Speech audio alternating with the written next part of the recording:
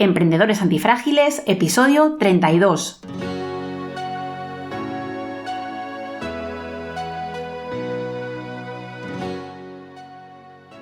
Hola, bienvenidos a un nuevo episodio de Emprendedores Antifrágiles, donde aprenderás cómo hacer crecer tu negocio a través de ejemplos reales de nuestros invitados emprendedores. Sacaremos a la luz la realidad sin edulcorar del emprendimiento y los negocios. Trataremos problemas reales que aparecen a la hora de hacer crecer un negocio, estrategias que no salieron del todo bien y sobre todo aprenderás cómo salir reforzado de estas situaciones y convertirte en un emprendedor antifrágil. Somos Lucía Ortega y Paco Lodeiro, fundadores de la agencia de marketing Ortega y Lodeiro. Si tienes un negocio o quieres emprender, te ayudaremos a crear un sistema de marketing y mejorar tu visibilidad, confianza y conversión a largo plazo. Contacta con nosotros en ortegaylodeiro.com. Hoy nos acompaña Rafael Gil, que es un arquitecto especializado en la gestión de proyectos de cooperación internacional. Rafa trabaja para optimizar recursos y maximizar el impacto social de sus proyectos en Uganda, país que conoce como la palma de su mano y donde lidera un equipo comprometido que garantiza resultados excepcionales. Entre sus logros destacan la supervisión de construcciones en escuelas de orfanatos, colaborando con diversas organizaciones y beneficiarios locales. Y además de su trabajo en el campo, Rafa comparte sus experiencias y conocimientos a través de una newsletter, Arquitecto en Uganda. Disfruta de la comunicación, habiendo participado además en conferencias y programas de radio. Hoy nos va a contar cómo ayuda a quienes ayudan y seguro que nos va a inspirar con sus historias de cooperación y aventura. Bienvenido, Rafa. Hola, ¿qué tal? Pues encantadísimo de estar por aquí. Muchas gracias por la invitación. El placer es nuestro y además porque nos adentramos en un sector que, bueno, es cierto que hablamos con algunos arquitectos o con personas que se habían dedicado al sector, pero en tu caso es muy curioso porque enlazas la cooperación con la arquitectura y nos parece súper interesante. Y así que, bueno, antes de nada, nos gustaría que nos hablases de tus orígenes y que nos contases cómo surgió todo esto. ¿Por qué empezaste a emprender? Bueno, pues la verdad es que es una historia larga, la voy a tratar de resumir un poquito y si os interesa alguna parte en concreto, pues profundizamos luego. Pero no, yo soy Rafa, soy de Jerez, estudié al principio en Sevilla y terminé la carrera en Barcelona y fue allí donde empecé a trabajar. Y estuve varios años pues trabajando cuenta ajena en la empresa privada y digamos que por un lado sentía la satisfacción de estar dedicándome a aquello por lo que he estudiado. Y por otro lado tenía la sensación de que ese era mi mundo, de que miraba a mis jefes o a mis superiores o a mis compañeros y yo no me imaginaba siendo ellos en el futuro, pero tampoco me habían orientado para trabajar en otra dirección. Entonces estaba como esa tesitura de estar recorriendo un camino que no sabía si era el mío. Llega el COVID, hay una serie de factores familiares, sentimentales, laborales que me impulsan a dar un cambio. Y en febrero o marzo de 2021 decido que tengo que cambiar. Tengo que cambiar vida, tengo que cambiar de trabajo, o no sé muy bien qué tengo que hacer, tengo que hacer algo diferente. Y en ese momento pues decido emprender un viaje solitario. Decido África como destino porque era un destino que me llamaba desde siempre. Y a partir de ahí, septiembre del 21, habiendo dejado ya Barcelona, toda la vida que tenía allí, piso, trabajo, pues me embarco en esta aventura. Una aventura que era de desconexión y de desintoxicación, como yo buscaba esa reconexión conmigo mismo y con el mundo, y que acabó pues de forma muy casual reencontrándome con la arquitectura a través de la cooperación. Entonces, bueno, pues digamos que de esa búsqueda de alejarme de lo profesional encontré una posible ocasión. Y bueno, digamos que queda ahí. Luego el tema de ser emprendedor creo que es una cuestión que me ha acompañado de siempre, desde que soy muy pequeño. Había estado pensando estos días, ¿no? Cómo empiezan todas las historias. Yo creo que el que es emprendedor, de una manera u otra, lo es desde siempre, lo es por personalidad. Y en mi caso, desde muy pequeño, yo ya jugaba con mis juguetes en la alfombra del salón, con la forma que tenía los dibujos de la alfombra, me imaginaba en 3 dimensiones, una jungla, una selva, creaba narrativas de las historias, intentaba ir más allá, ¿no? Luego con canicas, pues les ponía nombre de motoristas, cogía un cuaderno, apuntaba la clasificación, sumaba puntos. Siempre tuve como esa inquietud de inventar, de darle, digamos, como un trasfondo a todo lo que hacía. Y creo que eso luego, cuando he crecido como profesional, pues lo he necesitado exteriorizar de alguna manera. Por un lado, trabajando por cuenta ajena, intenté dentro de la empresa en la que estaba montar unos cursos de formación, que por la propia estructura jerárquica de la empresa los tumbaron. Cuando echaron de esa empresa, monté mi propio curso formativo y fue como mi primer intento de emprendimiento. Aprendí mucho, pero no salió todo bien. Eh, y luego, pues, cuando ya decidí que la vida tenía que ser otra cosa, vi el emprendimiento como la única salida posible. Es la única manera en la que me sentía cómodo conmigo mismo a la hora de trabajar y de vivir. Y creo que con todo el cómputo de cosas he creado lo que voy creando todo el día de hoy. Qué interesante. Y luego, claro, por concretar más, Rafa, porque tú comentas que te vas, que bueno, que te surge esa inquietud allí, ¿no? Que se te enciende la bombilla en Uganda. Pero claro, una cosa es tú conectar, pero ¿cómo se te ocurre el modelo de negocio o cómo decides convertirlo en una profesión? ¿No? O sea, porque una cosa es esa chispa y otra cosa es decir, oye, pues aquí veo un hueco o veo que puedo yo aportar en este espacio. O sea, ¿qué detectaste ahí que te hizo planteártelo? La realidad es que se dio un poco solo, pero sí que me doy cuenta que inconscientemente trabajé en ello. Yo mi primer acercamiento a Uganda y a la arquitectura dentro de la cooperación fue a través de la ONG Kelele África, que mientras yo estaba en Kenia viajando en solitario, contactamos y me dijeron que justo tenían en su escuela de primaria una serie de edificios que iban a construir y que, bueno, vieron que mi perfil era de arquitecto, aunque no buscase trabajar de arquitecto, les podía ayudar mucho. Porque decían que en el mundo de la cooperación el problema está en gestionar los proyectos desde la distancia, porque la comunicación no es fluida, porque luego los recursos, pues claro, si no hay alguien que vele por ellos, pues se disipan, entonces se gasta más de lo que se debería gastar, y porque luego las cosas no se ejecutan al gusto del cliente, que es el que financia, ¿no? Entonces, bueno, pues yo pensé que era un trabajillo muy tonto, que era como, bueno, voy a ir de voluntario, coopero de alguna manera, les un cable, para mí no pone ningún esfuerzo y además aprendo un acercamiento a arquitectura desde otra perspectiva que me parecía interesante en el momento, que me permitía además alargar tiempo mi viaje y empieza por ahí. Y claro, yo me doy cuenta de que vuelvo a los orígenes, al papel, al lápiz, a estar ahí en la obra viendo ladrillo encima de ladrillo, cosas muy simples y que el agradecimiento que tenían las fundadoras de la ONG desde Madrid era inmenso. Y fue cuando empecé a pensar que quizás había un hueco para los arquitectos en la cooperación. Sin embargo, yo termino algo ese viaje, que al final duró 6 meses, vuelvo a casa, me instalo en Jerez, que llevaba a vivir en Jerez desde el bachillerato, y empiezo como una vida nueva en la que también empiezo a dedicarme a la escritura para diferentes empresas, consigo pues facturar un dinerito por redacción de artículos. De hecho, hay un mes, ese creo que mayo del 22, perdón, que facturo 1.200 euros entre artículos bueno, para blogs, una crónica y un par de threads para amigos, ¿no? Y yo dije, coño, es prácticamente lo que cobraba en mi primer empleo en Barcelona, me lo fundía todo, ¿no? Entonces vi que realmente haciendo las cosas a mi manera, pues podía haber camino, que no sabía cuál era, pero que podía hacerlo. Y sin embargo, en el proceso de buscarme la vida, yo estaba viviendo mi día a día con felicidad, pero con mucha incertidumbre. Y hay un día que me ofrecen un trabajo de un despacho en Sotogrande, bastante decentemente pagado, lo valoro, lo rechazo, escribo en mi diario que últimamente África me viene mucho a la cabeza y no sé por qué y no sé qué significa.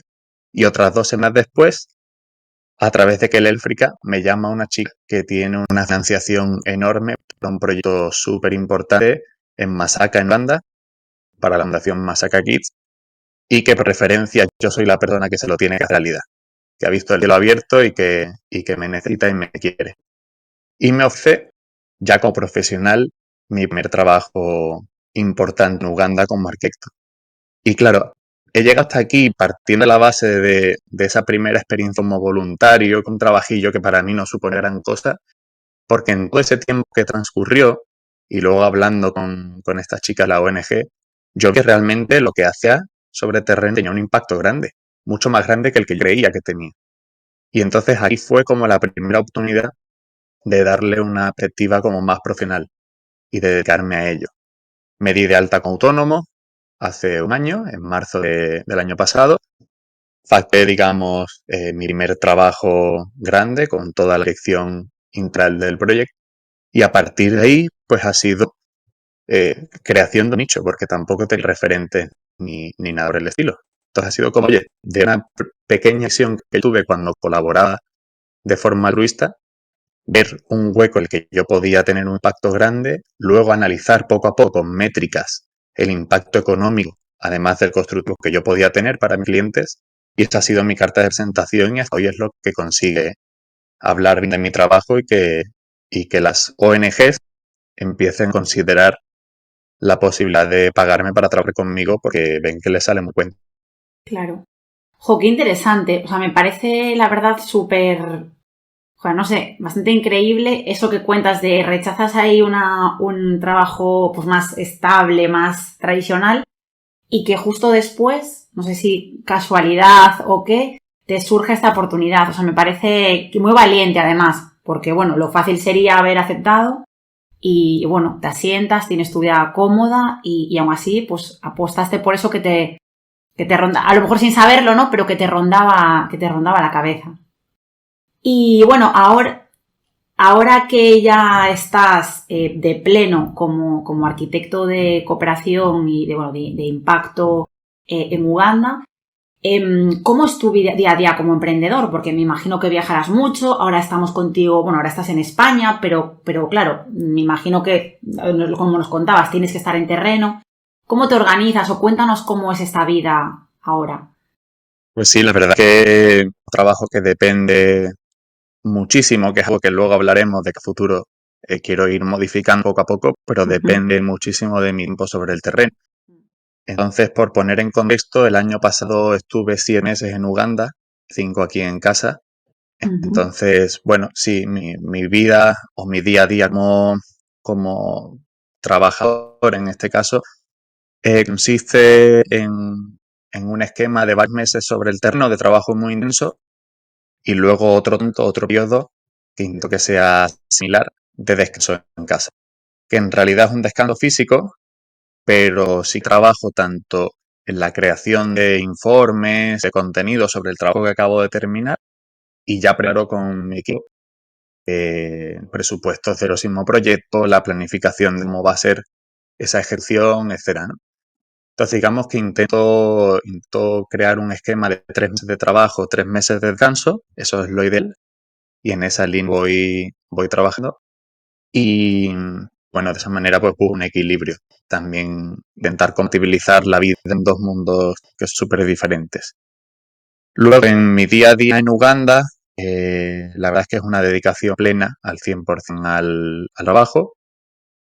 De lunes a domingo hay distinción, para mí mismo da un más cansado. Al final estamos en la obra más cuando nos desplazamos, porque cuando yo de mi equipo, un constructor de confianza, que he heredado también de la ONG Lele África, él es encargado de traer a la cuadrilla, de hablar con proveedores, etcétera. O sea, le delego mucho trabajo donde es mejor tener a un local que no un blanco, las cosas como son.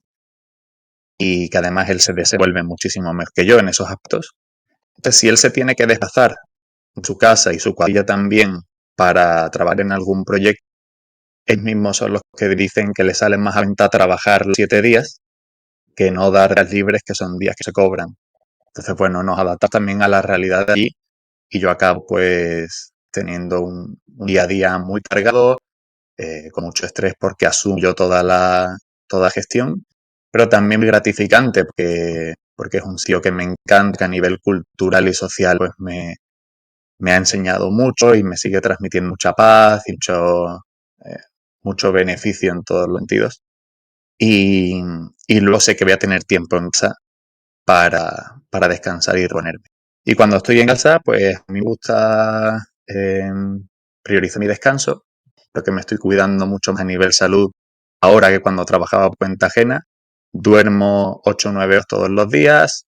Si algún día no 8 más, pues el despertador va más tarde y no pasa absolutamente nada. Desayuno en la calle, leo, escribo y luego pues dedico ratos para trabajar. Que hay veces que son más productivos por la mañana, hay veces que son más productivos a las 12 de la noche. Depende del día. Pero bueno, esto de mantener ese equilibrio de descanso y bienestar chico, con también seguir pensando en ideas, estrategias, creación de contenido y de material que mis clientes pueden valorar.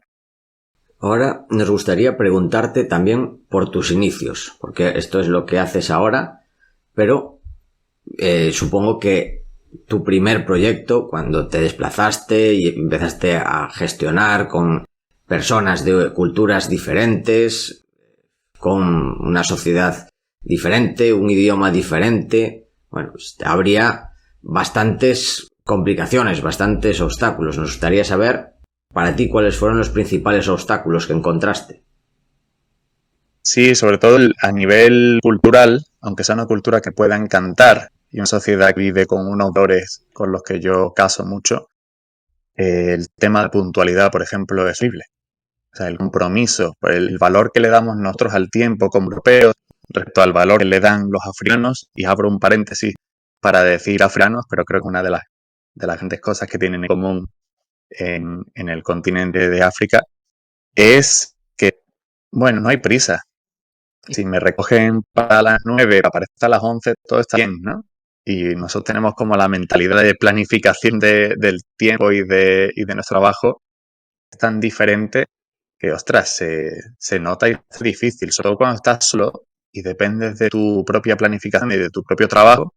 Te organizas el día, metes 2 reuniones, sabes que el tío tiene que recoger a tal hora y estar trabajando a tal otra, y eso te descoca. Entonces el tema de la gestión de los tiempos es muy, muy complejo. Es tratar de adaptarse o morir el intento. Luego, pues el idioma, hablamos inglés, es un idioma que se habla bastante bien, mucho mejor que en Kenia, Tanzania, por ejemplo. Pero aún así hay veces que es una complicación porque trabajo muchísimo en zonas rurales, zonas que tienen, digamos, acceso a una educación de calidad, porque allí incluso la educación pública hay que pagarla, igual que la sanidad, entonces nada es público del todo. Y en cuanto estás en una región rural alejada de la mano de Dios, pues no tienes acceso a estudiar inglés. Entonces, momentos en los que cosas muy sencillas se puede complicar. Y luego a nivel calidad de vida, pues claro, hay días que el agua se marrón por la mañana, esa mañana no me dura.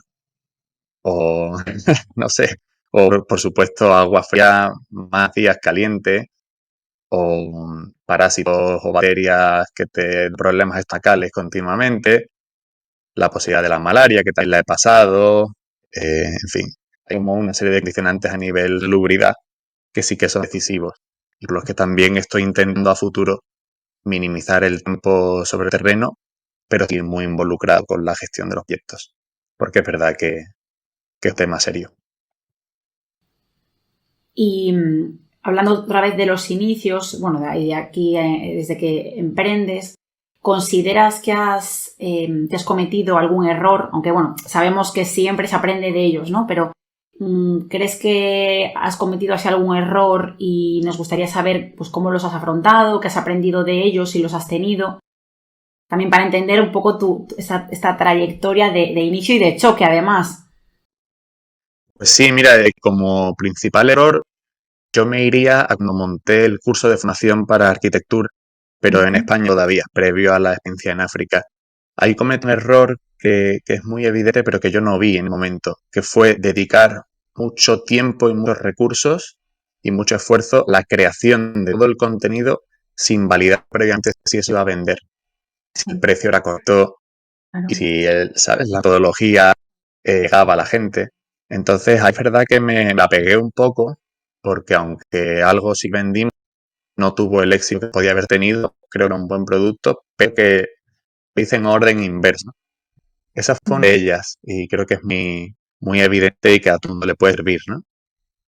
Ahora lo haría de otra manera. Transmitiría, digamos, la idea de qué se va a conseguir con ese curso, validaría la opinión social de la gente respecto a ese contenido y cuando tuviera un feedback, una lista de espera o lo que fuera con descuento, entonces hago el uso. Pero bueno, fue un aprendizaje. Y luego, respecto a lo que me dedico hoy, que es a la dirección de estos proyectos de arquitectura en cooperación, no sé si es un error, pero es una cosa que me ha hecho pensar. En mi primer proyecto grande, yo planifico mis honorarios por mes trabajado. Entonces hago una estimación de que voy a estar 3 meses sobre el terreno, digo base imponible de tanto por cada mes trabajado, 3 facturas, fuera. Y por un lado, bien, porque yo ya en esa concepción del mes meto muchos factores, ¿no? Y al final doy un número que yo creo que representa la realidad de mi trabajo. Pero luego eso lo he repetido en el segundo proyecto y que con mis clientes tengo mucha confianza y muy buena relación a día de hoy. Y creo, luego tuvimos por problemas externos a la obra que alargar 2 semanas. Y claro, son 2 semanas sobre terreno que yo ya había anteado. A lo mejor había que añadir ahí un plus. Y es renegociar luego honorarios a posteriori me pareció incómodo. No justo hacerlo así, aunque no hubo ningún problema ahora de entendernos. Y entonces estoy valorando la posibilidad de dar honorario por proyecto. Al principio trataba de ser muy transparente de no, tanto tiempo trabajado, tantos ingresos, ¿no? Creo que al final es como más interesante buscar qué resultado quieres conseguir. Yo me encargo ya de en cuánto tiempo lo consigo. Pero no tratar de justificar tan a dedillo todo, sino dar una imagen más que también tener experiencia ahora me facilitar poder dar unas propuestas más coherentes y que luego no dependamos del tiempo que estoy o dejo de estar. Creo que es más correcto en este tipo de trabajo cerrar un presupuesto por proyecto, por objetivos y algo que el resto sea más relativo. ¿Y cuál dirías que es la lección más importante que has aprendido en tu carrera como emprendedor en todos estos años? Pues yo creo que tener mucha conciencia de cuáles son de verdad los valores o las cosas más importantes a las que tú aspiras cuando emprendes, que en mi caso era tener una libertad en forma de tiempo, que era lo que echaba de menos cuando trabajaba por cuenta ajena. Y ahora que he tenido una racha en la que he encadenado varios proyectos, incluso me han llegado a ofrecer otro que he estado a punto de coger, pero se me medio solapaba con el que tengo ahora, me alargaba a 4 o 5 meses la estancia en vez de 3, es aprender a decir que no para mantener vivo ese primer valor, que era el tener tiempo para mí, que le doy mucha importancia, pero luego es muy fácil hacer lo contrario y pegarte de proyectos y estar 9 meses o 10 trabajando en vez de 6, ¿no?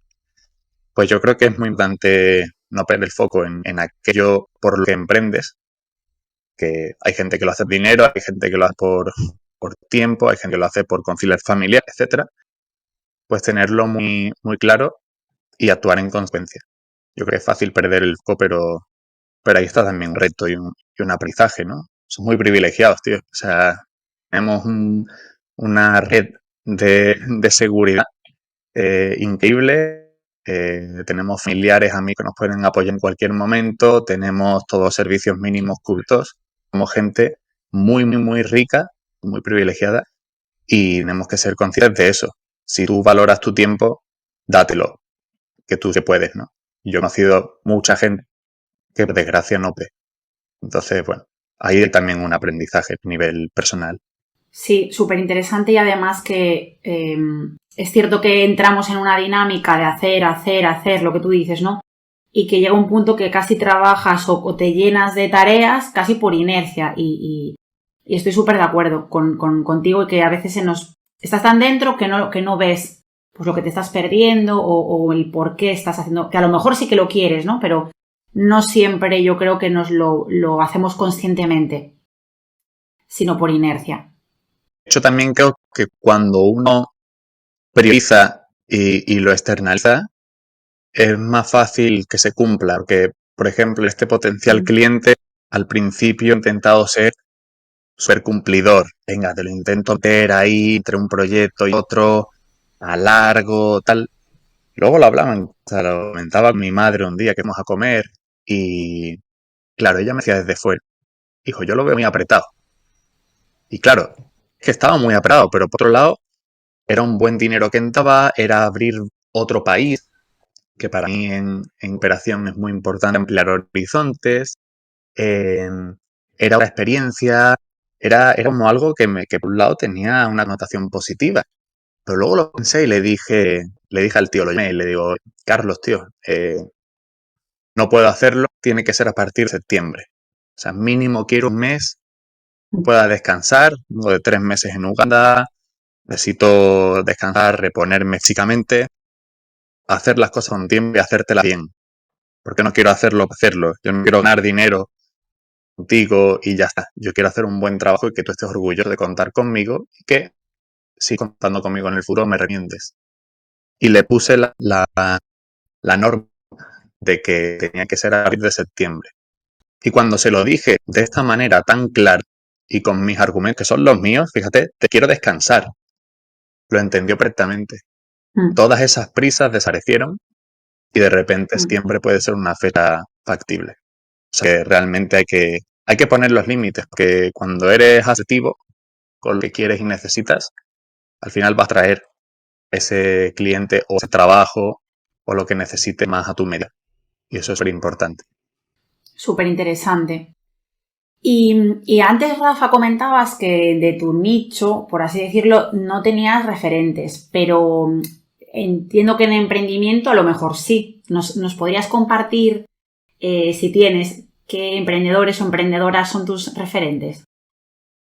Sí, correcto. O sea, en mi nicho profesional como tal no tengo ningún referente y creo que eso ha sido un reto al inicio porque vas creando un camino sin saber muy bien cómo se crea un camino, pero por otro lado creo que es una ventaja competitiva porque aunque yo no sea consciente, hay mucha gente que me empieza a decir, oye, quizás el referente eres tú, empiezas a hacerlo tú o vas a hacerlo tú, ¿no?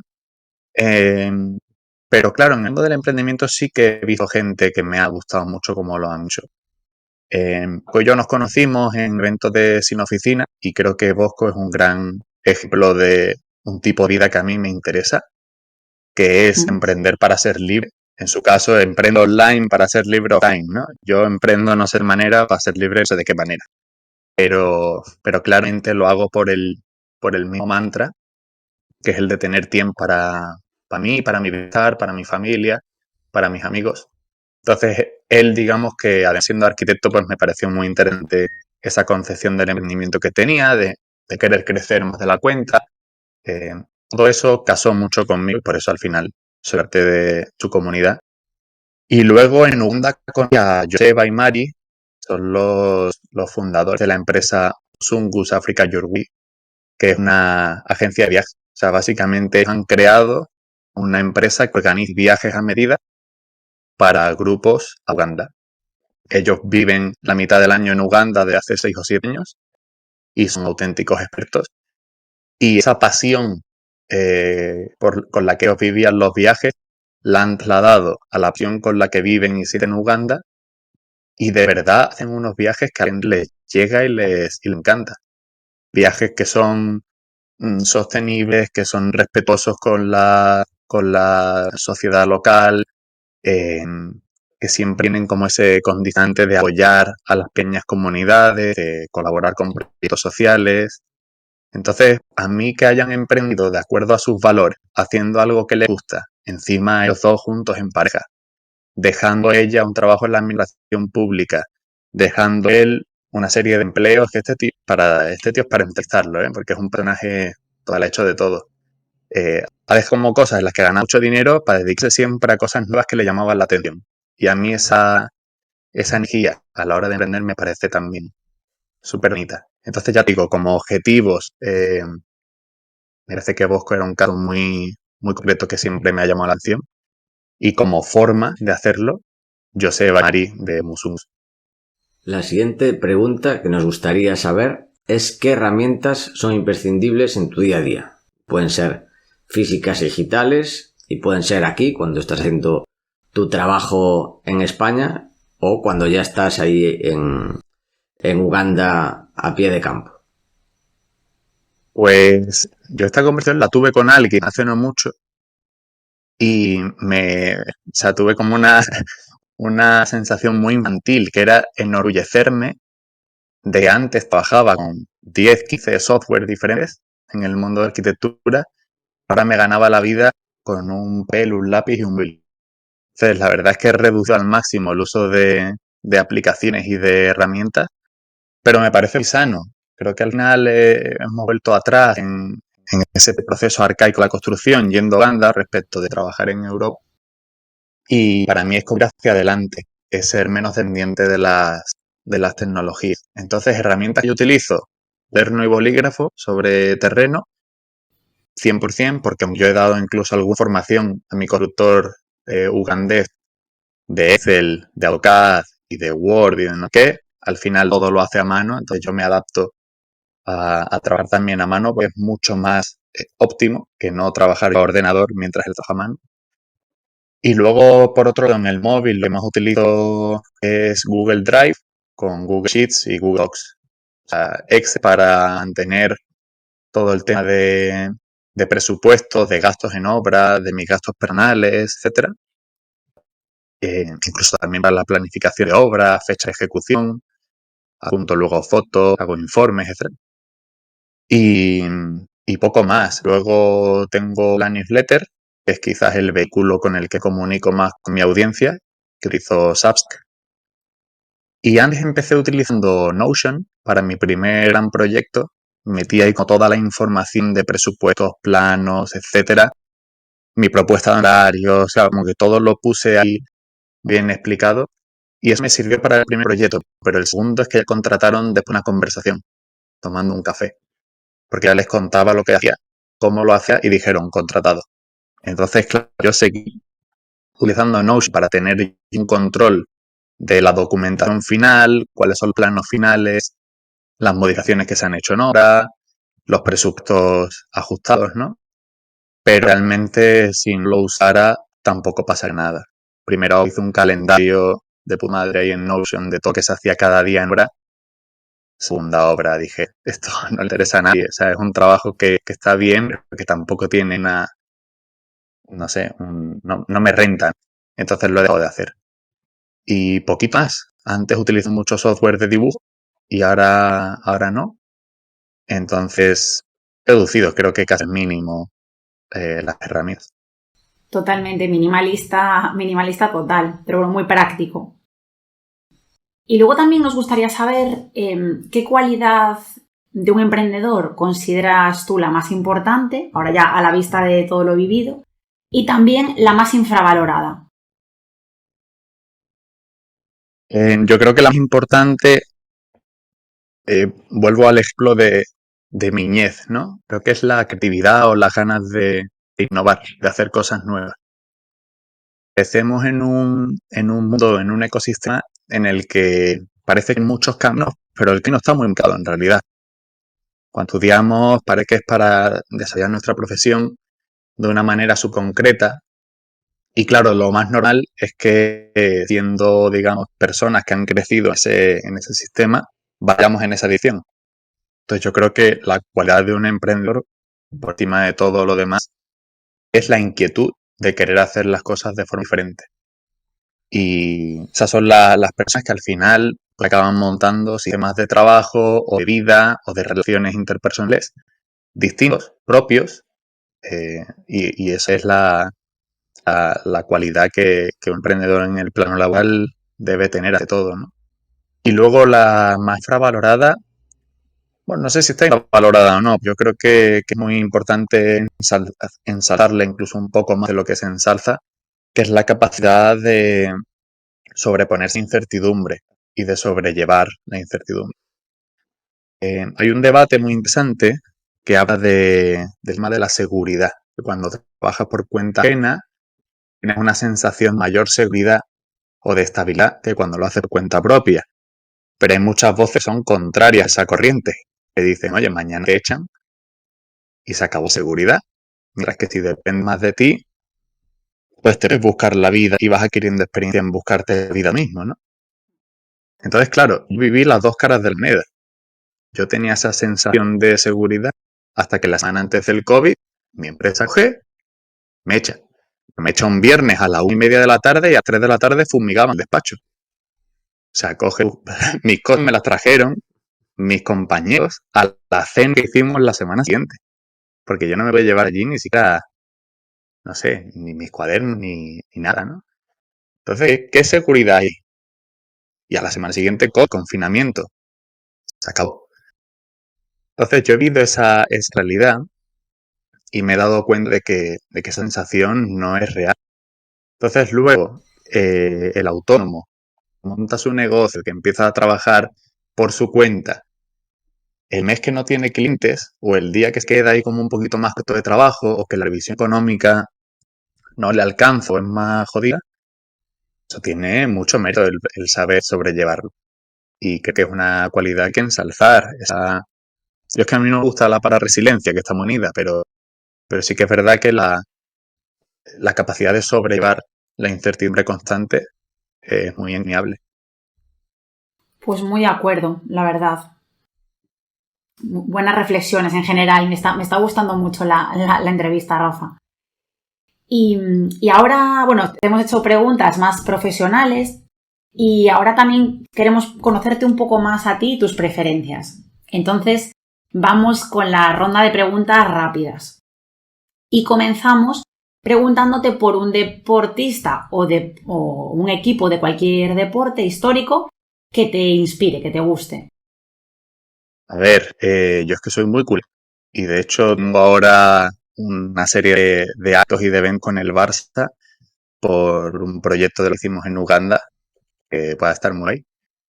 Y yo creo que ese Barça de Guardiola fue como la conjunción de grandes individualidades en pos de un bien colectivo basado en lo esencial, que era, oye, ¿esto qué deporte es? Fútbol. Se juega con una pelota, hay que tenerla, avanzar y marcar, ¿no? Y que otro no te marque. O sea, son cosas en realidad. Esto es lo que hace grandes a las estrellas, ¿no? Que cogen lo básico, los esenciales del deporte o de la vida y se centran únicamente en eso y se olvidan de todo lo demás. Digamos, de las cosas brillantes que hay alrededor, eso no hay que hacer caso, hay que ir a lo esencial. Y creo que ese equipo, pues, fue una conjunción de gente muy brillante que puso su brillantez al servicio del colectivo y ese colectivo tocó el cielo a nivel deportivo, ¿no? Entonces yo creo que es una analogía que se puede aplicar a las empresas o cuando uno crece y empieza a tener equipo, que es como, oye, el resultado más potente lo va a conseguir cuando cada uno consiga, en base a lo esencial que es, vamos a dar este servicio y lo que queremos conseguir es este objetivo, que cada uno lo haga de la forma en la que se sienta más cómodo, que trabajemos solamente por nuestro bienestar, sino por también facilitarle las cosas a nuestro compañero, porque su bien es mi bien, porque es nuestro bien colectivo. Y así es como vamos a conseguir el resultado más brillante posible. Entonces yo creo que a nivel equipo, pues fue ese equipo que hizo historia. Además, a mí me pilló adolescente y foro. Y luego también a nivel carácter de deportista que se va a aplicar al mundo de emprendimiento, pues Rafa Nadal, ¿no? Creo que ha ganado sets en tenis yendo 5-1, 0-40. Y en ese momento hay mucha gente que tira la raqueta al suelo, le da la mano al otro, se va a casa y él dice, de nuevo, vamos a tener mentalidad de cómo se hacen las cosas que hay que hacer. Pelotita allí, la pelotita allá, garra, carácter, entrega, eso no se negocia. Y los resultados, si tienen que venir, ven. Y yo creo que cuando tienes actitud correcta, los resultados vienen mucho más que cuando no la tienes. Entonces yo creo que también es muy aplicable sobre todo a los emprendedores que tienen que estar luchando continuamente contra la adversidad o situaciones difíciles. Pues yo siempre acuerdo de ese 5-1-0-40 que lo remonta. Pues, sí señor. La siguiente pregunta rápida es sobre un artista de cualquier tipo que te inspire empresarialmente. Un artista. Mira, hay una historia muy curiosa que yo creo que no la vais a esperar y que nadie lo va a entender la referencia, por eso va a ser, pues lo voy a decir. Ricardo Galán Urréjola, pintor de Chiclana, amigo, compañero de mi padre, que ha sido profesor toda la vida en Medina Sidonia, en el instituto. Este tío, aparte de ser un grandísimo pintor, lleva décadas vendiendo cuadros por miles y miles de euros a grandes galerías de Madrid, de Londres, de Ámsterdam. O sea, es un tío que no es conocido internacionalmente, sin embargo, en el mundillo, un gran empresario o un gran profesional. Me contaba mi padre hace muchísimo tiempo una historia que hoy me interesa más que nunca y aplico y quiero ver lo que pensáis vosotros. Él se reunió un día con un galerista de Londres, en Madrid. Y claro, él veía que era una oportunidad para vender los cuadros a buen precio, ¿no? Ahí tengo yo la oportunidad de pegar un pelozo. Y entonces, bueno, lleva varios cuadros, no sé qué, y el galerista le dice, a ver, pues Ricardo, ¿cuál sea el precio del cuadro? Y entonces él dijo, va, es la oportunidad de pedir un poquito más de lo que yo creo que vale. Dijo 6.000. Entonces le queda en Londres mirando y le dice al rato, ¿euros o libras?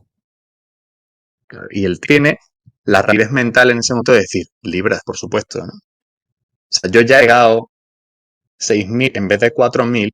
Si me da la mínima oportunidad que sean 8.000, la aprovecho. Y ese es el cuadro barato. El otro vale 10.000 libras, ¿no?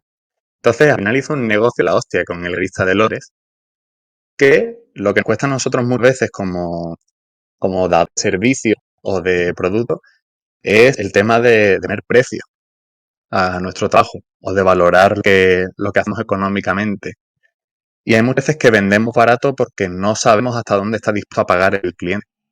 Entonces, a mí ese gesto, que es en el pasado luego estrategia empresarial, me pareció brillante. Y luego tiene otra cosa que es que él dibuja muy bien, muy rápido. Gente que tarda mucho, pero él trabaja muy poco.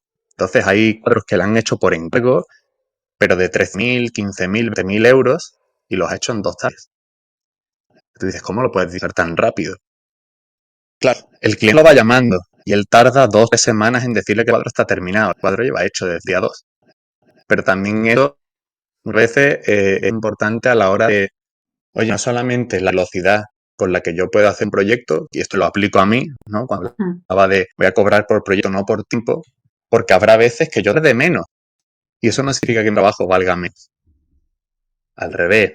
Entonces, bueno, tanto a nivel de poner precios como a nivel de cómo vender tu trabajo para que el fuera que es el que paga lo valore y no dude de por qué está pagando el precio que está pagando, me parece una estrategia súper interesante. O sea que a nivel empresarial, pues fíjate, llevamos una referencia casera. Sí, sí. Tal cual. Que al final, en todos los trabajos que no son tan tangibles, que son intelectuales, bueno, pues en este caso arte, parece que se paga por el esfuerzo. Y muchas veces, si te lleva menos esfuerzo, precisamente es porque tienes más conocimiento, tienes más trayectoria y pagas por por ese saber y por ese know-how, no porque te haya llevado 50 horas. Pero bueno, no todo el mundo lo ve todavía así, ¿no? Pero Sí. muy de acuerdo. De hecho, Lucía, también ocurre en el hecho de estar trabajando como asalariado respecto a trabajar como autónomo. Tenía la sensación de cárcel cuando estaba en la oficina por narices hasta las 7 de la tarde. Yo decía, pero vamos a ver, tú dime, ¿qué quieres que yo haga durante esta semana?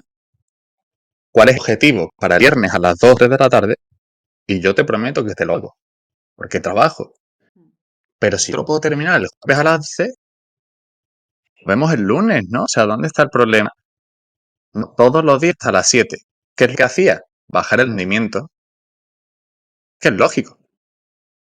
Tampoco soy un robot que pueda estar 30 años al máximo cada día.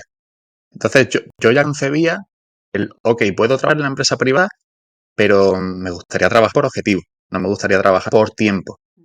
Porque si yo te hago todo esto en 2 horas y mi compañero te da 8, no valgo más que mi compañero. O menos déjame a mí las horas libres, pero no nos tengas a los dos 8 horas, ¿no? Entonces, bueno, pues yo esa concepción de lo que valen las cosas basada en el tiempo que se tarda en realizar, por lo menos en el tipo de trabajo en el que yo me veo sumido, para mí no tiene mucho sentido. Que venda paquetes de horas y tal es otro sector completamente diferente y seguro que tiene una visión distinta. Pero claro, yo lo vi muy claro con aquel ejemplo, ¿no? Total. Total, yo siempre cuento esta anécdota, se lo cuento siempre a Paco, que tenía una jefa que un día me llamó para hablar conmigo y me echó en cara, me decía que claro, que ella veía que yo llegaba al trabajo, que yo me tenía todo organizada, pues más o menos mi semana, mi día, y que me veía muy tranquila, que le parecía increíble, que debería estar todos los días a tope, no. Claro, yo le decía, bueno, pues si quieres, hago el teatrillo de que me estoy, es que no puedo más. O sea, es que se supone que no tengo que hacer descansos, que tengo que ir apurada, que tengo que hacerlo rápido, o eso, lo que dices tú. Tengo que estar mucho tiempo sentada para que parezca que me sale humo, o lo que quieres es que salga mi trabajo puntual. Y, claro, pues es que es una concepción del trabajo que yo creo que todavía se tiene, y en según qué empresas. Esto era además en una Big Four, o sea que aun encima que ellos sí que cobran por know-how en teoría, ¿no? Y por excelencia. Y en fin, parece que a veces es lo que tú has dicho, estar hasta tal hora, cuantas más horas estés, más valioso eres. Y es que no debería ser así, es absurdo. Pero bueno, yo espero ahora con el teletrabajo y tal, yo creía que ya como que el chip se estaba cambiando un poco, yo creo, ¿no? Que ya al no haber tanto presencialismo, pero vamos, también iba a cambiar tantas cosas después del COVID que no han cambiado, que decían, la humanidad no volverá a ser la misma. Y para nada. Sí, yo de hecho es que tuve una acusación similar con el que era mi jefe. De hecho, fue el día que yo le dije, joder, es que, claro, tú quieres que yo ponga carita de sufrimiento hasta las 11 de la noche como mi compañero de al lado. Pero eso para mí no tiene sentido, es un teatrillo que no tiene cabida. Debemos estar, digamos, ampliando la visión, ¿no? a nuestros objetivos reales, lo que te decía antes con el ejemplo del Barça. ¿Cuáles son los esenciales? Tener la pelota, jugar en equipo, porque la pelota corre más que el lore, y marcar. Se acabó. No andemos con historias. Entonces, ¿cuál es tu objetivo como empresa? ¿Que entreguemos tal para tal fecha? Vamos a organizarnos de la forma más óptima. También lo comenté antes en otra pregunta. Haz que cada compañero se sienta lo más cómodo posible para que rinda lo máximo posible. Sabes que a mí este tipo de tarea me está quemando y lo estoy diciendo, pero soy muy bueno en esta otra, como era el tema de modelos tridimensionales, tal. No pongas a tocar planos con líneas. O sea, me está amargando la vida, te estás cargando la productividad de tu empleado cuando él mismo te está diciendo, yo aquí en esta otra cosa sería súper productivo. Pues también yo creo que hay este reto, ¿no? De no ser tan arcaicos en nuestras estructuras y en nuestras jerarquías. Cuando hice la propuesta de formación era la misma empresa y digo, macho, estoy poniendo yo una formación por la que ya he pagado yo de bolsillo a disposición de los compañeros y te estás peleando por si encima lo estoy haciendo fuera de horario laboral, nos quedamos una horita más luego todo el mundo para cumplir, te estás quejando que si uso la sala, dejo de usar la sala, que si... Tío, o sea, esa visión, al final yo lo que aprendí es que pues una empresa que no es alineada con mi visión ni con mis valores. Yo en aquel momento no tenía un todo duro, estaba labrándome en mi vida fuera de casa, una ciudad cara, tenía que tragar, pero hoy no tragaría en la vida. Y creo que al final eso también nos va moldeando como emprendedores y como trabajadores. Nos hace las cosas más a su manera porque es como un servicio más óptimo. Y yo ahora lo veo en mi forma de trabajar. Habrá muchos que se sorprendan, ¿no? Joder, que Dios se pone el alarma en función de la hora a la que se acuesta. Pues completamente. ¿Cuántas veces he ido yo a la oficina que si hubiera dormido un día más hubiera ido nuevo? Y he pasado un día de mierda. Pues yo trabajo así y es como es la manera en la que mejor voy a rendir. Y tú lo que quieres es rendimiento. Entonces, bueno, es un cambio de visión en el que ya no importa tanto si tú estás en las Bahamas o estás en Madrid, o si has empezado a trabajar a las 10 o a las 8, o si estás con carita de sufrimiento a las 9 de la noche, mientras que el otro sigue a las 6. Es que ya pasamos de plano a un plano superior, ¿no? Es el de y los esenciales, que debería ser al revés, pero paradójicamente ir hacia lo más complejo es ir hacia más simple a la vez. Totalmente. Bueno, y nos desviamos un poco del tema porque ahí ya te digo, me tocaste la fibra, pero sí, totalmente de acuerdo en todo lo que has dicho. Y retomando las preguntas cortas, querríamos saber un sitio en el que irías a comer en una reunión de negocios donde tú quieras. ¿Y qué pedirías en este sitio? Mal que eran preguntas cortas, ¿eh? ¿Dónde me irá? Yo creo comida de negocio en Bajo Guía, en Sanlúcar. Un perrito al horno. Un rodaballo, ahí en Casa Mm. Bigotes. Lo que pague el Mm. otro.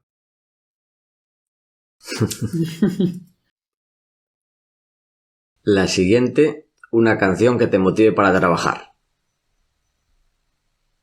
Pues yo soy muy forofo de la música clásica, desde siempre. Estudié viola cuando tenía 11 años, entonces lo dejé antes de terminar el grado profesional, pero bueno, tu formación en música y me encanta entonces el Requiem de Mozart. Lo que pasa es que me encanta tanto, que es una expresión que dijo mi primo pequeño con años, me encanta tanto el Requiem que lo acabo montando, me acabo desconcentrando, ¿no? Pero es una música que me relaja, que me centra y aunque la disfrute mucho, creo que me pone como en el mood de estar sosegado, tranquilo y ponerme a disposición de trabajar. Entonces, por ejemplo, cuando voy a escribir, que es parte de mi día a día, soy muy o de Requiem Mozart o de nocturnos de Chopin para piano. Y sin embargo, cuando voy a hacer una actividad un poco más cañera o más mecánica, paso a lo contrario, que es rap americano. Me pongo Eminem con Mockingbird y, joder, me activo. Y ahora ahí sí que soy como mucho más productivo.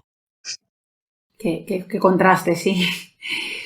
¿Y una peli o serie que recomendarías a emprendedores? Pues vi hace un año la de Spotify, del creador de Spotify en Suecia. Tío que también como el paradigma del emprendedor. Yo un poquito escéptico, ¿no? Con todo esto de los que empiezan en el garaje en Estados Unidos y, bueno, que cogerlo también con pinzas, todas esas historias, que hay mucha nativa, hay mucha literatura. Así que me parece una serie simpática, bien construida, en la que se enseña y se muestra de forma como muy bien estructurada y muy didáctica los pasos para emprender cuando, desde la concepción de la idea, que es algo como que al principio le resta muy banal, porque simplemente un informático que está con sus movidas descargándose música pirata y empieza como a concebir la idea, pero luego está como muy bien explicado esa estructura de crecimiento, que yo creo que es más para gente que esté interesado en startups y todo esto, pues es una serie que explica muy bien cómo vas metiendo pasos y escalones a la hora de hacer crecer tu equipo. La gente con la que se rodea, el momento en el que ya tienes que meter gente del tema fiscal, porque empieza a complicarse la cosa, cuando llega la financiación externa, cuando la discográfica ya se quiere pegar contigo, te quiere comprar. Bueno, son situaciones que te las puedes llevar luego el aprendizaje a tu día a día como emprendedor y como empresario. Y para terminar las preguntas cortas, un hobby para desconectar del trabajo. Te diría dos. El pádel y el ajedrez. O sea, creo que a mí el tema hacer deporte me ayuda muchísimo. Es una cosa que echo de menos brutalmente en Uda, que no tengo la disponibilidad de hacer deportes colectivos. Pero el pádel me sirve para divertirme. Es una hora y media que estoy en constante concentración, sudando, sin pensar absolutamente en nada más, como la vida en 90 minutos de juego. Y me lo paso muy bien porque tiene ese componente social que para mí es súper importante. Y luego el ajedrez es una de mis pasiones. Lo fue cuando era pequeño, la olvidé, la remé, la volví a olvidar y ahora ya la he tomado más en serio. Y estoy tratando de mejorar y de seguir viendo ahí mi puntuación. Entonces juego muchísimo online y realmente cuando quiero desconectar, al final acabo tensando, porque tiene su complejidad, ¿no? Y su tensión ahí con el reloj tan al límite, pues es, digamos, una de las vías de escape. Y luego tema de contenido que consumo en YouTube y en otras plataformas, es sorprendente, pero sobre todo es ajedrez. Entonces, pues me sirve como hobby, me sirve como también estimulación intelectual. y también como distracción.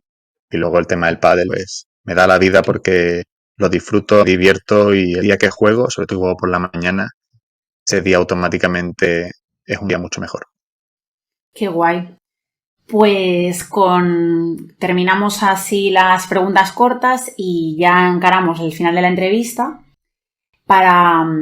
Queremos saber qué es lo que más te ha sorprendido este último año. Pues yo justo hace 2 semanas era un año de autónomo y eso es lo que más me sorprende. O sea, que yo haya dado ese paso, que haya cumplido un año, que era como hacerme autónomo era una cosa que tenía en mente y sabía que ando después lo iba a hacer, que a veces que sucede, pero mirar para atrás y ver que es real, para mí supone como una gran alegría o un gran impacto, ¿no? Decir, hostia, no me lo estaba o no me he dado cuenta. Y luego, yendo un poco más a lo específico, quizás yo tengo sensación en mi día a día de que hago mucho menos de lo que hago o de lo que creo que hago cuando lo veo como perspectiva. Cuando miro un año atrás, cojo todo el cómputo del año, me sorprendo de todo lo que he hecho. Y como además es un año en el que no solamente he hecho esos proyectos, sino que le he dado forma a nuevas ideas que implementar en el siguiente, tiempo que no ha sido productivo, he estado sembrando para que vean proyectos nuevos y tiene pinta de que ya van a venir proyectos muy bonitos y muy grandes para el año que viene. Pues, joder, toda esa etapa ha ido sucediendo durante el último año y ya digo, en el día a día no tengo sensación de que haya ido para tanto. Pero cuando hago esa mirada retrospectiva y miro hacia atrás y compruebo el último año, pues creo que estoy montando la vida que me gusta. Eso se comentaba lo que a mi madre en el coche también, coincidió esos días bastante. Y dije, pues no sé si lo estoy haciendo bien o no, o si es esto el éxito o el éxito otra cosa, pero me estoy montando mi vida y estoy justo con ella y me va bien. Entonces, pues, sobre todo tengo ilusiones, tengo muchos proyectos en mente para crecer de forma en la que a mí me gustaría crecer, para llegar a otro tipo de gente, de proyectos. Me estoy nutriendo también de muchos otros emprendedores y gente en general de todos los sectores, porque ha sido un año conocido decenas y decenas de profesionales, dedicando mucho tiempo también a reuniones virtuales con gente que me interesa, con la contacto, a los que escribo. Y a veces que se piensa la gente que yo tengo un interés comercial o algo, y en el momento en el que le digo, no, es que solo quiero conocerte, charlamos 15 minutos y ya está. Cambia la percepción y dicen, oh, vale, pues a lo mejor es valioso. Y creo que he invertido muchas horas que en el momento te piensas que mejor es tiempo perdido y ahora veo un año atrás y digo, qué buen trabajo de contacto hemos ido haciendo y qué beneficioso ha sido sobre todo para ver parte personal de cada uno, qué hay detrás de cada perfil, qué emprende esta serie de estrategias y otras, qué el una y el otra es diferente, en qué momento está cada uno, cómo ha sido el inicio de cada uno, como modelo de crecimiento, cuáles son los objetivos en la vida, qué es lo que le hace feliz, qué es lo que le preocupa. Todo eso a mí me nutre y es igual que leer. Leo mucho, ¿por qué? Y leo ficción, porque me gusta dotar a mi mente y a mi cerebro de mucha narrativa, entender mejor el mundo. Luego me siento con un cliente y leo mucho más rápido en su mirada lo que quiere, lo que no quiere, lo que le ha molestado, lo que le ha interesado, lo que le encausa, lo que le enamora. Y tengo la sensación de que ahora el cliente con el que me siento, o potencial cliente con el que me siento, cliente que me llevo. Porque voy leyendo cada vez mejor la parte privada de la otra persona. Entonces, bueno, es como ese aprendizaje, ya te digo, yo no soy consciente de metódico de lo estoy haciendo para llegar a este aprendizaje. No, yo simplemente voy haciendo, voy viviendo, voy acumulando experiencias y hoy que me preguntas qué tal el último año, pues fíjate, hay un montón de cosas. Y la verdad es que me hace muy feliz ver que estoy siendo muy consecuente con mi forma de entender la vida. Y creo que eso es lo más importante. Y Rafa, hablando de aprendizaje, que ya has dicho que estás aprendiendo mucho, nos gustaría saber qué estás intentando aprender estos momentos o qué te gustaría aprender en un futuro próximo. Pues a nivel laboral creo que va a venir una época, si todo va bien, en la que tengo que aprender a crecer un poco. A- Sobre todo me centro en cómo quiero crecer. Yo no quiero ver la idea de una vida que estoy moldeando a mi gusto y a mi manera, pero sí quiero abarcar más volumen de proyectos porque creo que tengo mucho que aportar y que estoy en la edad perfecta para hacerlo con intensidad. Entonces quiero aprender a crecer en ese sentido, a comunicar mis ideas. Tengo ahora una serie de planes que os cuento para el año que viene como ampliación del modelo de negocio, eh, profesionalizarme de alguna manera, porque a día de hoy todo me llega de boca a boca. Sé que tengo la capacidad de convencer a un cliente en una conversación uno a uno, pero creo que hay que optimizar antes o después los flujos previos para llegar a esos clientes y llegar a esa reunión de uno a uno. Entonces, bueno, pues me gustaría eso, aprender un poco a transmitir hacia afuera mejor lo que hago y a encontrar la fórmula para llegar a más gente y a comunicarme en mi trabajo. Y luego fuera de lo profesional, que lo he dicho antes, el tema del ajedrez que me gusta mucho, pues el que sepa algo de ajedrez, yo quiero llegar a los 2000 de lo en Blitz y estaría. O sea, creo que es una meta insumible para alguien que no estudia, es un reto, me encanta eh, retarme ahí con el tema del ajedrez rápido. He llegado a 1800, era impensable hace años cuando empecé. Y, y es un reto, es una cosa en la que invierto también en formación, en cursos, en contenido. Y es como una meta personal que me estila mucho. ¿Y qué curso estás haciendo? Porque nosotros conocemos a una persona, no sé, igual te suena, Iván Salgado, de Chess Excelsior, que también está impartiendo cursos de ajedrez. ¿Le conoces? Que es aquí gallego. Sí, sí, sí. No, Iván Sardo es muy bueno. De él no tengo formación. Yo he utilizado formación de José Carlos Ibarra. También sigo mucho Pepe Cuenca, Miguel Santos. Y, y bueno, conozco evidentemente a Iván Salgado, a Santos, a Iscas. Pero la verdad es que contenido, o sea, formación tengo la de Ibarra y luego todo el contenido gratuito de YouTube del que me nutro mucho. La verdad es que es un mundito, ¿eh? Un mundo espectacular. Me gusta muchísimo. Pero qué bueno lo de conocer a Iván, la verdad es que sería una pasada.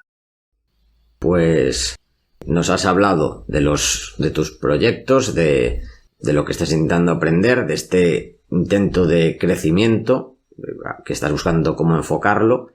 Me gustaría saber qué proyectos más tienes para los próximos años. Además de intentar crecer o cómo crecer, has hablado también de expandirte a otros países. ¿Qué proyectos tienes? ¿Qué nos puedes adelantar? Vale, pues vamos por partes. El primer proyecto así como grande que me hace mucha ilusión, que lo he ido contando a gente, pildoritas muy pequeñas y que próximamente lo comunica cuando tenga la oportunidad, es el tema de ofrecer formaciones presenciales para arquitectos o arquitectos técnicos que están interesados en introducirse en el mundo de cooperación, pero que no han tenido nunca la oportunidad práctica de conocer realidad de proyectos sociales sobre terreno. Entonces yo les quiero dar como la posibilidad de hacer unos talleres presenciales de un par de semanas conmigo sobre terreno, en el que vean pues no solamente la parte de cómo es la construcción en Uganda, sino también cómo son las relaciones con la contraparte local, o sea, con el constructor, con los proveedores, el trato con la propia perilla, con los albañiles, la diferencia de cómo concebimos nosotros una cosa a nivel estético, a nivel técnico, a cómo la conciben ellos y cuáles son los equilibrios, cómo se llega a esos equilibrios. la parte de gestión con los clientes que están en España a distancia, tipo de documentación genero, por qué la genero, cómo la muestro, cómo la tramito, cómo filtro los problemas para dar soluciones, cómo vivo en el día a día en una sociedad tan diferente, con unos estándares de vida tan distintos a los que estamos acostumbrados. Toda esa experiencia personal con el trasfondo de que estoy trabajando para proyectos sociales, todo eso aplicado digamos, a la parte profesional, que es el desarrollo de arquitectos y arquitectos técnicos en materia de proyectos de cooperación, es algo que quiero sacar sí o sí el año que viene. Y en realidad lo quiero sacar en cuanto me ofrezcan la próxima obra completa. O sea, un proyecto que sea una escuela, un orfanato, lo que sea, pero que empiece la obra de cero. Entonces, como solo sabré con meses de antelación, lanzaré 2 plazas y diré, aquí está la sorpresa, ¿no? Formación, tal, 2 semanitas conmigo, aproximadamente en tales fechas, y cuando haya esos interesados, pues montaremos, digamos, el viaje, yo os ayudaré en toda la organización y gestión de vuelos, de alojamientos, etcétera. Habrá una tasa formativa, digamos, por la que habrá que pagar ese plus, y luego pues tendremos una experiencia brutal sobre terreno, que además que Uganda es un sitio maravilloso para visitar. Esa es como la primera gran pata digamos, de expansión, de crecimiento del modelo de negocio. Para mí además es muy interesante porque lo primero que me estimula, me hace mucha ilusión poder formar. Yo ya lo intenté con aquellos cursos, luego lo intenté en aquella empresa, ya os lo he contado, ¿no? Que siempre tengo como esa inquietud formativa. Mis padres son docentes los dos, mi hermano es músico pero también es docente. Entonces tengo como esa llanta dentro de mí que dice que tengo que transmitir, comunicar y enseñar. Y a mí me gusta mucho transmitir y divulgar lo que hago. Y por otro lado, optimiza también a nivel económico mi tiempo sobre terreno.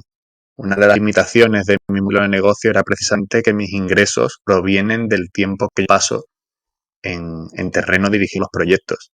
Entonces, en el mismo tiempo, tengo además el estímulo de formar a gente que para ellos van a una formación llena de valor y para ser un estímulo y además unos ingresos extras, esto me va a permitir optimizar mi trabajo y en el futuro, si puedo asumir más obras, tener, digamos, a los primeros profesionales, formados por mí, a los que delegarles la dirección de algunas obras. Entonces, como que yo mismo iré haciendo crecer una pequeña pirámide. De aquí a 2-3 años, pues yo pueda estar más ligado a la tarea de gestión, siempre focalizándome en maximización y optimización de recursos económicos de las ONGs, y la dirección de las obras, incluyendo un par de obras a la vez, que ahora no puedo, pues poder delegarla en arquitectos que yo conozca y que sepa y haya comprobado sobre terreno que son la gente adecuada para dirigir estos proyectos. Luego, por otro lado, encantaría expandirme a otros países. La verdad es que sí, me lo han preguntado mucho y digo, sí, claro, yo encantado, pero tiene que venir alguien o una institución con valor suficiente, los recursos suficientes para decir, oye, apostamos por un proyecto fuera de tu ecosistema. Tú conoces muy bien Uganda, pero ahora, por ejemplo, hemos propuesto un proyecto en Zambia. Entonces, tío, asume tras hablar conmigo que yo no he pisado Zambia en mi vida, pero antes que dárselo a cualquier arquitecto, cualquier empresa, la más grande del mundo, que no haya pisado África, confía más en mí, porque yo conozco ya parte de la idiosincrasia de estos países, ¿no? Entonces, me encantaría expandir fronteras en algún momento. Ahora centro en Uganda, pero como digo, estoy abierto a otros países. Y creo que también muy interesante que arquitecto en Uganda pasar a ser arquitecto en África en algún momento. Y ya te digo, que todo apunta a que en esa pequeña pirámide de crecimiento yo tenga que estar muy cerca de la gestión e ir teniendo actualmente un equipo en el que delegar la parte de la obra. Entonces yo creo que esas son las dos grandes partes de ideas de crecimiento para próximamente, en cuanto pueda. Y ya digo, creo que con este extra de la formación lo reinvertiré, profesionalizarme en poder dar cada vez una formación de más calidad, en ir aprendiendo también. Es como el que organiza viajes. El primero lo haces con mucha ilusión, pero cometes errores. En el siguiente viaje ya afinas un poquito más. Les ayudas con el tema de visado, que se la tocó a no sé quién, el alojamiento no tenía agua caliente. Son cositas que van mejorando y sobre todo que la experiencia de la persona que venga a formarse conmigo sea muy grata y que vuelva a casa diciendo, ¡buah! Me ha cambiado la concepción de mi mundo profesional. Y además parto con una ventaja competitiva que es que conozco el mundo del voluntariado. Hay mucha gente que va a estos países pagando un pastel por cambiar pañales, que con todo el respeto lo va a hacer un local. Pero van a llenarse de vida, es una experiencia transformadora y ese discurso es muy potente. Si quitamos ese discurso y lo transformamos en un crecimiento y un desarrollo profesional, a vez que personal, con el que luego no te quedas ahí, sino que puedes regresar y revertir todo tu aprendizaje en la práctica profesional y empezar tú a tener un impacto a nivel social en estos países como arquitecto, claro, si él está dispuesto a pagar por voluntariado, yo creo que puede estar dispuesto a pagar por una formación, ¿no? Como engancharte. África engancha mucho.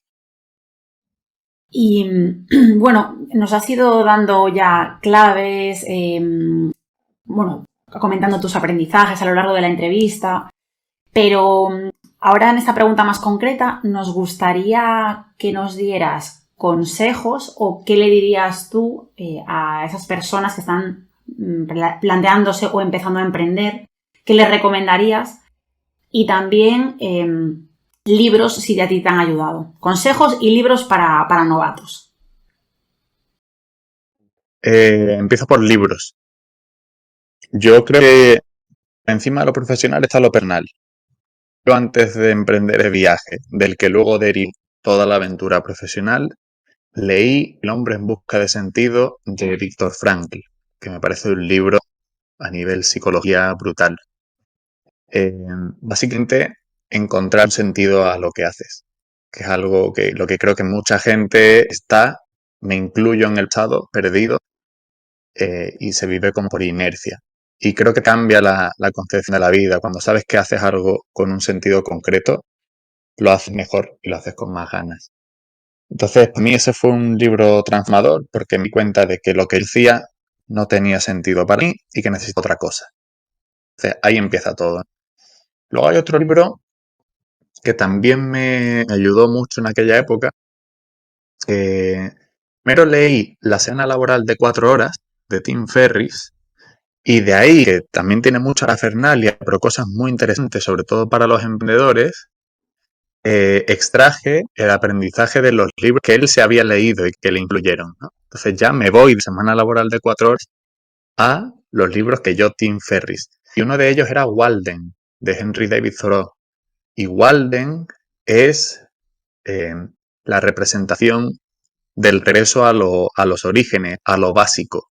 Es una filosofía naturalista de dejo mi vida en Harvard y me voy a la laguna Walden, al bosque, construyo mi propia casa con los recursos mínimos, el tamaño mínimo, leo, escribo, cultivo, soy respetuoso con los animales, intervengo lo mínimo en el entorno y veo las líneas de ferrocarril como un progreso que es destructivo. Veo la sociedad avanza demasiado rápido. Veo que estamos perdiendo el norte, que nos estamos alejando de lo básico, de los esenciales, de la condición humana, del autoconocimiento. Y este tío lo escribió en 1843. Entonces se adelantó 150 años a lo que hoy todavía reflexionamos, ¿no? Walden es una crítica y una reflexión súper actual, escrita en el siglo XIX.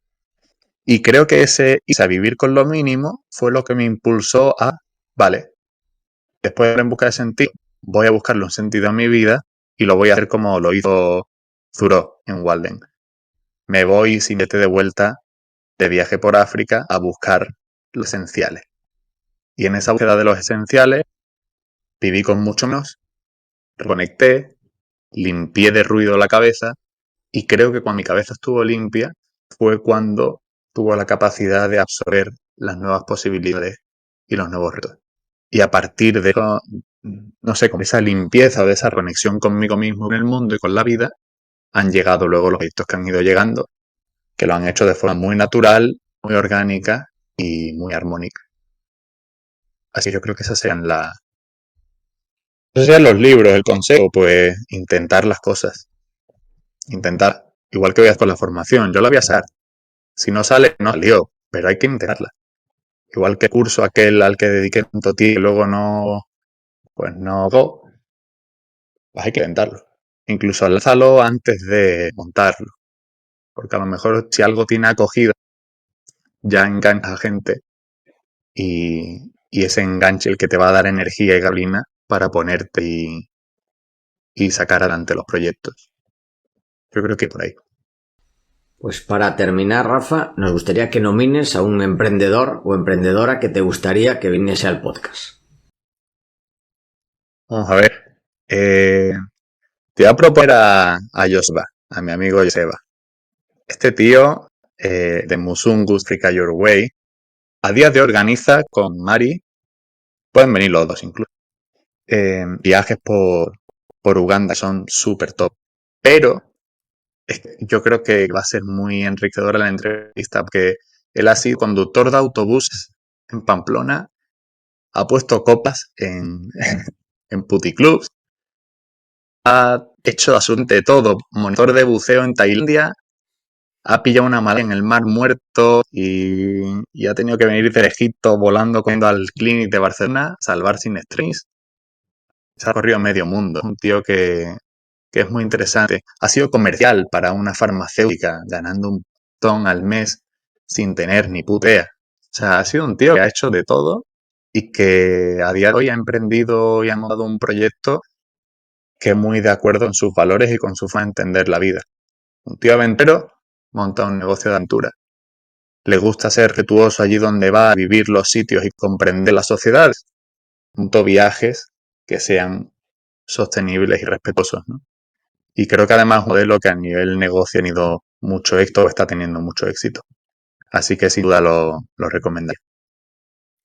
Genial, pues apuntadísimo Joseba y Mari, si quiere venir con Mari, bienvenidísimos los dos. Y hasta aquí sí hemos terminado la entrevista. Rafa, la verdad, muchísimas gracias por venir, por compartir tu experiencia. Me ha parecido interesantísima. Yo creo que nos has dado mucho que pensar. Darás mucho que pensar seguro que a nuestros oyentes. Y bueno, lo que sí, antes de despedirnos, nos gustaría, además de agradecerte que hayas venido, te cedemos el micro para que saludes, para que compartas lo que quieras, para que nos digas o les comentes a nuestros oyentes dónde te pueden encontrar, a tu newsletter, vamos, lo que tú quieras, el micro es tuyo. Pues muchas gracias a vosotros. La verdad es que ya había estado en la radio algunas veces, pero nunca me han entrevistado en un podcast, así que os agradezco la oportunidad y este ratito. Espero que hemos estado a la altura y que nos hayamos divertido y pasado un buen rato. Y nada, pues a la gente decirle que estoy muy ilusionado con el proyecto de la newsletter, que es arquitectoenuganda.substack.com.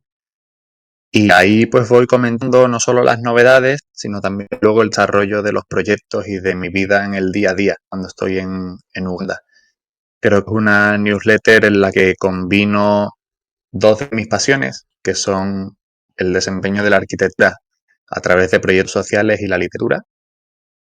Siempre hay un poquito de todo, intento que haya un texto agradable, bonito y profundo.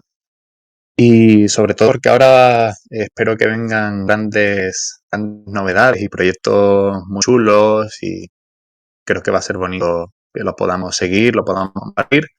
A través de las newsletters ya hay muchos arquitectos que me han pedido colaborar y que se quieren sumar a la causa. Y nada, que estoy contento, que creo que el objetivo de emprender es montarte una vida en la que estés feliz y de la que puedas estar orgulloso y que todo lo demás es relativo. Así que nada, muchísimas gracias por este ratito y por darme la oportunidad de contar mi historia. Pues gracias de nuevo, Rafa, y sí, esperamos comentarios, que nos contéis qué os ha parecido esta historia pues de redescubrimiento. si queréis también que invitemos pues, a otro emprendedor o emprendedora más. Y bueno, como siempre, atentos a cualquier sugerencia y a cualquier comentario que nos queráis hacer. Y si os ha gustado el programa, os agradeceríamos mucho, ya lo sabéis, que nos deis las 5 estrellas en Apple Podcast, en Spotify, el me gusta en iVoox y en YouTube, ya que ayudaréis a que este podcast siga existiendo y siga creciendo. Emprendedores antifrágiles, muchas gracias por escucharnos y hasta la próxima.